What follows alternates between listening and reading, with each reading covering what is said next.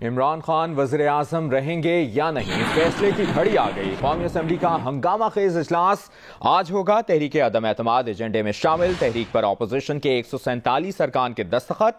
अदम एतमाद की करारदाद में कहा गया है कि इस ऐवान की राय है कि वज़ीर-ए-आज़म इमरान खान ऐवान का एतमाद खो चुके, ओहदे से बर्खास्त कर दिया जाए। वज़ीर-ए-आज़म के खिलाफ अदम एतमाद की तहरीक पर कौमी असम्बली के 147 अरकान के दस्तखत हैं। तहरीक पेश करने की इजाज़त पर 152 अरकान वज़ीर-ए-आज़म के खिलाफ अदम एतमाद की करारदाद पेश करेंगे। करारदाद में कहा गया है कि ऐवान की राय है कि वज़ीर-ए-आज़म इमरान खान ऐवान का एतमाद खो चुके हैं, लिहाजा उन्हें ओहदे से हटा दिया जाए। ऑपोजिशन की रिक्विजिशन पर कौमी असम्बली का इजलास आज 11 बजे हो रहा है। इजलास के 15 निकाती एजेंडे में वज़ीर-ए-आज़म के खिलाफ ऑपोजिशन की अदम एतमाद की तहरीक भी शामिल है। मजीद जानते हैं जियो न्यूज़ की नुमाइंदा नौशीन यूसुफ से। नौशीन, कहेगा आज के इजलास का एजेंडा तो सामने आ चुका है, अदम एतमाद की तहरीक किस नंबर पर है, आज क्या कार्रवाई होगी और पार्लिमानी रिवायात क्या कहती हैं? बिल्कुल, आज जो है कौमी असम्बली का इजलास जो है उसका एजेंडा गुज़िश्ता शब जारी किया गया, काफ़ी ताख़ीर से जारी किया गया था, लेकिन आइन के आर्टिकल 95 और कौमी असम्बली के जो रूल 37 है उनके मुताबिक वज़ीर-ए-आज़म के खिलाफ जो वोट ऑफ नो कॉन्फिडेंस है वो आता है और 152 के करीब अरकान जो हैं उनके दस्तखतों से आज कौमी असम्बली की जो एजेंडा है उस पर करारदाद शामिल है वज़ीर-ए-आज़म के खिलाफ नो कॉन्फिडेंस की, जिसमें कहा गया है कि वज़ीर-ए-आज़म जो है वो ऐवान का एतमाद खो चुके हैं और उन्हें उनके ओहदे से अब हटा दिया जाए। ये जो तरीक़ाकार है वो रूल्स जो 37 है कौमी असम्बली के उसमें दर्ज है और कोई भी और एजेंडा आइटम लेने से पहले जो ऑर्डर ऑफ द डे है उसमें यही 3 और 4 जो नंबर्स हैं उन पे ये तहरीक और करारदाद जो है वो मौजूद है। और जो तरीक़ाकार है उसके मुताबिक जो स्पीकर है वो जब मोशन मूव हो जाएगी, क्योंकि 152 अरकान के इस पर ऑलरेडी दस्तखत हैं, जब मोशन मूव हो जाएगी तो फिर स्पीकर उसके लिए जो डिबेट है उसके दिन मुख्तस कर सकते हैं, डे या डेज मुख्तस कर सकते हैं। और एक तरीक़ाकार के मुताबिक जो वोटिंग है अलबत्ता वो 3rd एक्सपायरी है, जब रेजोल्यूशन मूव हो जाएगी उसके बाद 3 दिन से पहले नहीं हो सकती, यानी 3 दिन पूरे हो जाए और 7 दिन से के बाद नहीं हो सकती, यानी 3 to 7 डेज के दरमियान का वक्त है जिसमें जो वोटिंग है वो होगी। और जब मोशन मूव हो जाए यानी कि या तो वो डिस्पोज ऑफ कर दी जाए या फिर वो जो है वो कामयाब हो जाती है, उससे पहले जो इजलास है वो भी प्रोरोग नहीं किया जा सकता। लेकिन जो पार्लिमानी रिवायात हैं, जैसे कि PTI के MNA ख्याल जमान का इंतकाल हो गया था, तो जो पार्लिमानी रिवायात है उनके मुताबिक आमतौर पे ये होता है कि जो पहला दिन होता है वो ताज़ियती रेफरेंस का दिन होता है और उस दिन फातिहा और जो मरहूम MNA होते हैं उनके इसाले सवाब के लिए दुआ होती है और कोई ताज़ियती रेफरेंस करके उस इजलास को मुलतवी कर दिया जाता है। ये एक रिवायती पार्लिमानी रिवायत है, लेकिन ये रूल्स से इसका कोई ताल्लुक नहीं है। लेकिन जो रूल्स हैं उनके मुताबिक जब एजेंडा आइटम पर वज़ीर-ए-आज़म के खिलाफ नो कॉन्फिडेंस आ जाती है तो फिर जो फर्स्ट वर्किंग डे है जो कौमी असम्बली का जो कि आज है उस पर वो एजेंडा पर आ चुकी है और उसके बाद इसको वोट आउट ही किया जाएगा, यानी 3 to 7 डेज के बीच में। आज जैसे टेबल हो गई तो फिर उसके बाद डिबेट और उसको 3 to 7 डेज के बीच में जो है वो वोट आउट किया जाएगा। 3 डेज से पहले भी नहीं हो सकती और 7 डेज के बाद भी नहीं हो सकती। तो वज़ीर-ए-आज़म के खिलाफ जो तहरीक अदम एतमाद है वो आ चुकी है, जो कि अपोजिशन की जानिब से रिक्विजिशन की सूरत में इजलास भी तलब किया गया था और ये अपोजिशन की रिक्विजिशन पर ही आज इजलास हो रहा है, जिसमें वज़ीर-ए-आज़म के खिलाफ तहरीक अदम एतमाद जो है वो एजेंडा का हिस्सा है। जी मुबश्शिर। नौशीन यूसुफ, आज दिन भर आपसे मुसलसल अपडेट्स लेते रहेंगे। फिलहाल शुक्रिया आपका। शहबाज शरीफ की रिहाइशगाह पर ऑपोजिशन रहनुमाओं का इजलास हुआ, जिसमें आसिफ जरदारी, बिलावल भुट्टो, मौलाना फजल रहमान और दीगर रहनुमा शरीक हुए। शुरका ने कौमी असम्बली के इजलास पर ऑपोजिशन की हिकमत अमली और सुप्रीम कोर्ट में सदारती रेफरेंस पर तबादला ख्याल किया। शहबाज शरीफ की रिहाइशगाह पर ऑपोजिशन का जो रहनुमाओं का इजलास हुआ उससे मुतालिक आपको अपडेट कर रहे हैं। कौमी असम्बली का इजलास आज होगा, ऑपोजिशन की हिकमत अमली क्या होगी ये जानते हैं नुमाइंदा जियो न्यूज़ वक़ार सत्ती से। वक़ार, कहिएगा आज इजलास में ऑपोजिशन की हिकमत अमली क्या होगी? क्या हतमी हिकमत अमली ऑपोजिशन जमातों की पार्लिमानी पार्टियों के इजलास में तय किया जाएगा? जी बिल्कुल, आज पाकिस्तान की जमहूरी सियासी बिलखुसूस पार्लिमानी तारीख का इंतहाई अहम दिन है। अपोजिशन ने वज़ीर-ए-आज़म के ख़िलाफ़ तहरीक अदम एतमाद जो जमा कराई थी उसको टेकअप किया जाने का अमकान है आज, और इसके लिए अपोजिशन ने बैक टू बैक बहुत सारी मीटिंग्स की हैं। रात को जब ये एजेंडा जारी हुआ उसके बाद भी जो मरकज़ी कायदीन हैं आसिफ अली जरदारी, बिलावल भुट्टो जरदारी और मौलाना फजल रहमान वो गए थे कौमी असम्बली में अपोजिशन लीडर शहबाज शरीफ की रिहाइशगाह पर, वहाँ पर भी मशावरत की गई है। जबकि इसके इजलास शुरू होने से 1 घंटा पहले यानी कि 10 बजे मुत्तहिदा अपोजिशन की पार्लिमानी पार्टी का मुश्तरका इजलास भी पार्लियामेंट हाउस में होगा, जिसमें अपने अपने MNAs को वो बताया जाएगा कि हमारी हिकमत अमली वो क्या है। अपोजिशन अपने 162 जो मेंबरान उनके पास अपने हैं उनको आज उनकी यहाँ पे आमद जो है वो यकीनी बनाने जा रही है, जबकि कोशिश की जाएगी कि जो ताज़ियती रेफरेंस होगा उसके बाद स्पीकर को मजबूर किया जाए कि वो नो कॉन्फिडेंस का जो मोशन है वो अडॉप्ट करें या कम से कम वो टेबल हो जाए। इसके हवाले से भी वो उन्होंने हिकमत अमली वो तरतीब वो दे रखी है। जी बहुत शुक्रिया आपका वक़ार सती, आपसे भी आज दिन भर मुसलसल अपडेट्स लेते रहेंगे। हुकूमत ने कौमी असम्बली इजलास की हिकमत अमली तैयार कर ली है। इजलास MNA ख्याल जमान की वफात पर फातह खानी के बाइस मुलतवी करने का इम्कान, अपोजिशन को अदम एतमाद की तहरीक पेश न करने देने, वोटिंग में 1 से 1.5 माह ताखीर की तजवीज़, वज़ीर आज़म की ज़ेर सदारत सियासी कमेटी का इजलास। वज़ीर आज़म बोले इत्तेहादी मायूस नहीं करेंगे, अपोजिशन की खुशफहमी दूर हो जाएगी। कहा इत्तेहादियों का बाज़ाब्ता ऐलान ना करना जाहिर करता है कि वो हुकूमत के हामी हैं। सुप्रीम कोर्ट का फैसला हमारे हक में आएगा। तमाम मुनहरिफ अराकीन ताहयात नाअहल होंगे। अपोजिशन के ख्वाबों के ताबूत में आखिरी कील ठोक दी है। वज़ीर-ए-आज़म इमरान खान की ज़ेर सदारत सियासी कमेटी का इजलास। हुकूमत ने कौमी असम्बली इजलास की हिकमत अमली तय कर ली। ज़राए के मुताबिक इजलास में तजवीज़ दी गई कि कौमी असम्बली का जुम्मा को होने वाला इजलास मुख्तसर रखा जाए और अपोजिशन को तहरीक अदम एतमाद पेश करने का मौका ही ना दिया जाए। मरहूम रुकन ख्याल जमान के लिए दुआ मग़फ़िरत के बाद इजलास गैर मुअय्यना मुद्दत तक मुलतवी कर दिया जाए। अपने तमाम अरकान और इत्तेहादियों की हाजिरी यकीनी बनाई जाए। तहरीक अदम एतमाद पर वोटिंग में 1 से 1.5 माह ताखीर की जाए। ज़राए के मुताबिक हुकूमती मुज़ाकराती टीम ने ब्रीफिंग दी कि इत्तेहादी हमारे साथ हैं, इसलिए अपोजिशन के साथ जाने का ऐलान नहीं कर रहे। वज़ीर आज़म ने कहा इत्तेहादियों का ऐलान न करना जाहिर करता है कि वह हुकूमत के हामी हैं। इत्तेहादियों से राब्ते में हूँ, हमें मायूस नहीं करेंगे। अपोजिशन जिस खुशफहमी का शिकार है, इत्तेहादी इसका शिकार नहीं होंगे। वज़ीर आज़म ने कहा मुनहरिफ अरकान के खिलाफ शो कॉज के 7 रोज मुकम्मल होने के बाद कार्रवाई करेंगे। उम्मीद है सुप्रीम कोर्ट का फैसला भी हमारे हक में आएगा। तमाम मुनहरिफ अरकान ताहयात नाअहल होंगे। 27 मार्च को सबको मालूम हो जाएगा अवाम किसके साथ है। अवाम का समंदर होगा और कोई हमारा मुकाबला करने के लिए मौजूद नहीं होगा। हम ये लड़ाई जीत चुके हैं। अपोजिशन के ख्वाबों के ताबूत में आखिरी कील ठोक दी है। साथी रिपोर्टर अयाज अकबर यूसुफजई के साथ अहमद सुबहान, जियो न्यूज, इस्लामाबाद। कौमी असम्बली का इजलास आज दिन 11 बजे होगा। स्पीकर कौमी असम्बली असफ कैसर इजलास की सदारत करेंगे। कौमी असम्बली इजलास के 15 निकाती एजेंडे में तहरीक अदम एतमाद भी शामिल है। आपको बताएं कि कौमी असम्बली इजलास के लिए सिक्योरिटी के गैर मामूली इंतजाम किए गए हैं। पुलिस का बताना है कि रेड जोन में दफ़ा 144 नाफिज कर दी गई है। मुकम्मल तौर पर इलाका सील किया गया है। रेड जोन में दाखिली और खारजी एक ही रास्ते मार्गला रोड को खुला रखा गया है। इस्लामाबाद पुलिस, रेंजर्स और FC की नफरी तैनात की गई है।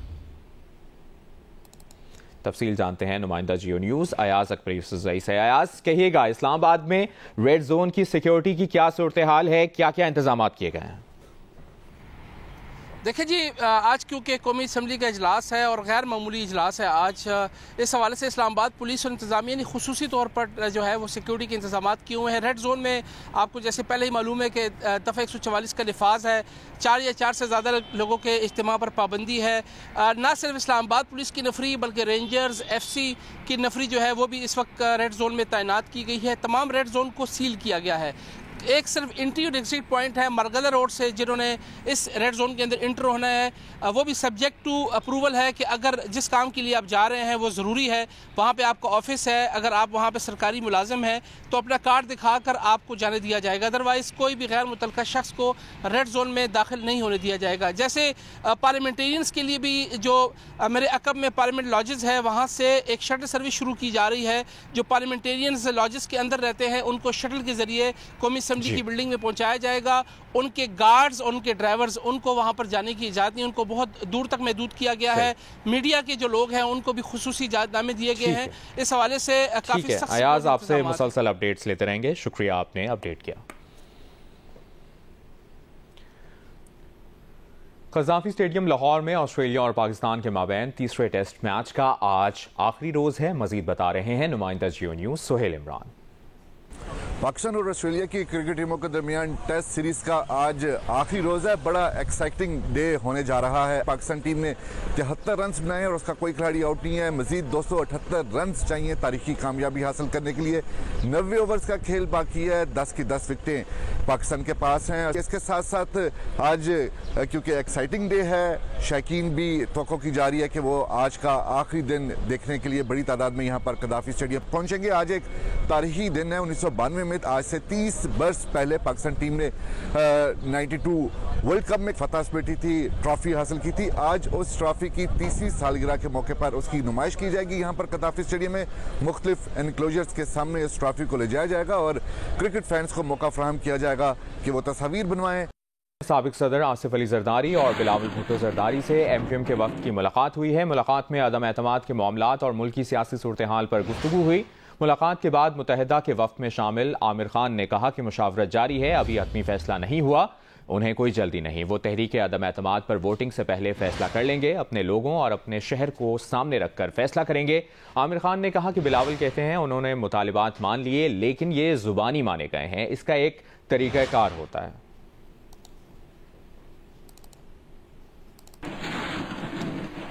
एमक्यूएम के सीनियर रहनुमा वसीम अख्तर ने कहा है कि मसाइल हल करने के लिए बज़ाहिर हमारी नजरें ऑपोजिशन की तरफ हैं, रुझान ऑपोजिशन की तरफ है। ऑपोजिशन तहरीरी तौर पर गारंटी दे, अब एमक्यूएम को फैसला करना होगा। वज़ीर आज़म हो या काबीना, सब परेशान नजर आ रहे हैं। जो पीपल्स पार्टी से मीटिंग हुई थी, एज सच उस डिसीजन पे अभी पहुंचे नहीं हैं हम लोग। जरूर बातचीत हुई है, हमारे मुतालबे पूरे कर दें, हम फिर डिसीजन लेने के काबिल हो सकते हैं। फिर अमेंडमेंट के बाद तो जो इशू हमारे साथ हैं वो सूबे से रिलेट करते हैं, वो तो पीपल्स पार्टी के पास हैं। जाहिर है कुछ ऐसी चीजें हैं जो फेडरल गवर्नमेंट से पर्टेन करती हैं, तो अगर देखा जाए तो जाहिर है ऑपोजिशन की तरफ ही नजर जाती है। रिटन फॉर्म में गारंटीज भी दें और जो इम्प्लीमेंट हो सकते हैं फौरी नौयत के वो उसको इम्प्लीमेंट कराएं। कंफ्यूजन है, नंबर्स किसी को भी नहीं पता, इवन जो ऑपोजिशन है या गवर्नमेंट है उनको अपने नंबर्स पूरे नहीं पता अभी तक। कंफर्म नंबर्स किसी के पास नहीं है। मेरे ख्याल में परेशानी तो है ना, चाहे वो पीएम साहब हो या कैबिनेट हो। सिंध के सूबाई वजीर सईद गनी ने एमक्यूएम को सिंध हुकूमत में शामिल करने की ख्वाहिश का इजहार कर दिया। जियो न्यूज़ के प्रोग्राम आज शाहजेब खानजादा के साथ में बातचीत करते हुए उन्होंने कहा कि एमक्यूएम सिंध हुकूमत का हिस्सा बनेगी तो इससे मुआहिदे पर अमल दरामद में आसानी होगी। रिटर्न मुआहिदा हो जाएगा, एक आध दिन में हो जाएगा। उनके जो भी मुतालबात हैं वो मजमूई तौर पर इज्तिमाई सूबे के हवाले से लोगों की बेहतरी के लिए हैं। डोमिसाइल का इशू ज़ाहिर उनका भी है, हमारा भी है। नौकरियों में जो 40-60 अर्बन रूरल का कोटा है उसको इम्प्लीमेंट होना चाहिए, कानून में लिखा है। हम पहले दिन से समझते हैं कि ये रिटर्न में होना चाहिए और हमारी तो ख्वाहिश है कि वो सिंध हुकूमत में शामिल हो और उसका हिस्सा भी बने।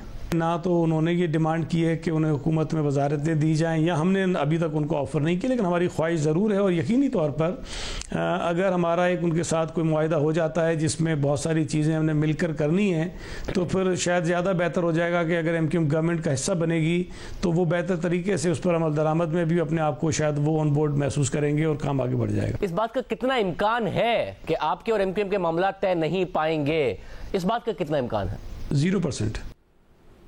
मुस्लिम लीग नून के सीनियर रहनुमा राना सनाउल्लाह ने कहा है कि इजलास मुलतवी भी हुआ तो पीर से तहरीक अदम एतमाद पर बहस शुरू हो जाएगी और फिर 3 दिन बाद और 7 दिन से पहले पहले अदम एतमाद का फैसला हो जाएगा। राना सनाउल्लाह ने दावा किया कि फवाद चौधरी भी उनसे राब्ते में है।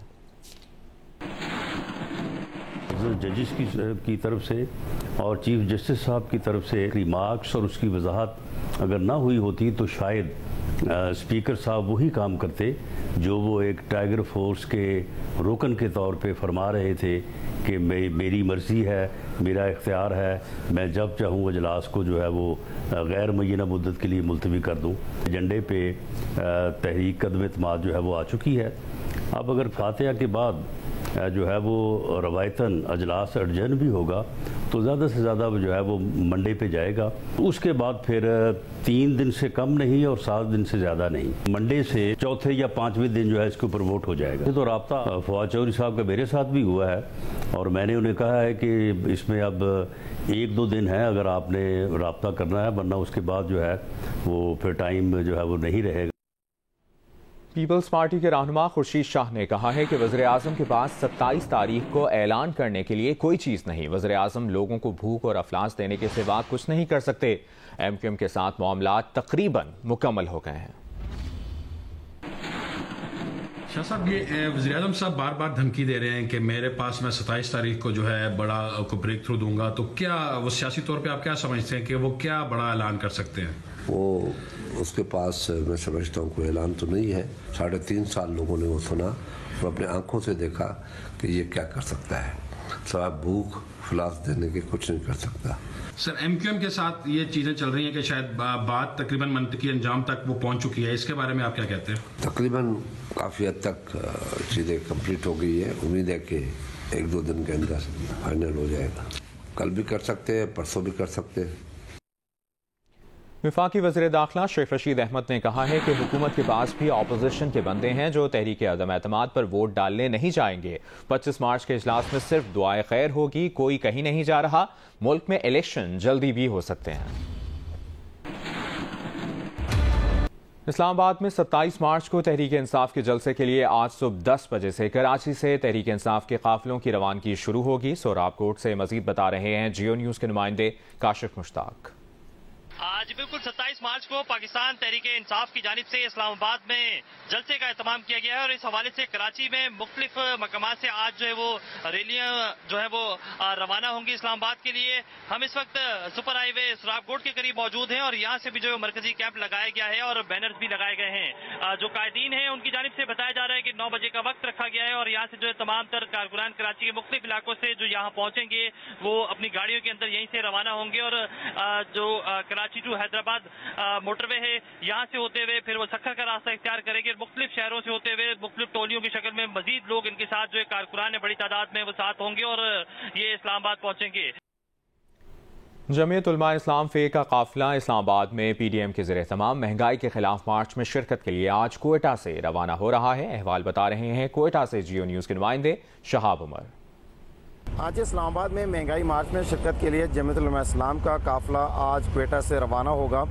खीज़े चौक मगरबी बाईपास पे यहाँ पे जमीयत के कारकुनान जो रहनुमा हैं यहाँ पे जमा होंगे और यहाँ से जो ज़िले अमीर हैं मौलाना अब्दुर्रहमान और दीगर सूबाई और ज़िले जो रहनुमा है उनकी क़यादत में यहाँ से गाड़ियों पर मुश्तमिल काफिला रवाना होगा। यहाँ से होते हुए बोसान पहुँचेंगे जहाँ पे जो जमीयत का काफिला है वो सूबाई काफिला में जम होगा और जो पार्टी कारकुनान हैं दीगर रहनुमा हैं यहाँ से होते हुए योग बरास्ता इस्लामाबाद पहुँचेंगे जहाँ पे जो महंगाई मार्च है उसमें शिरकत करेंगे। जी।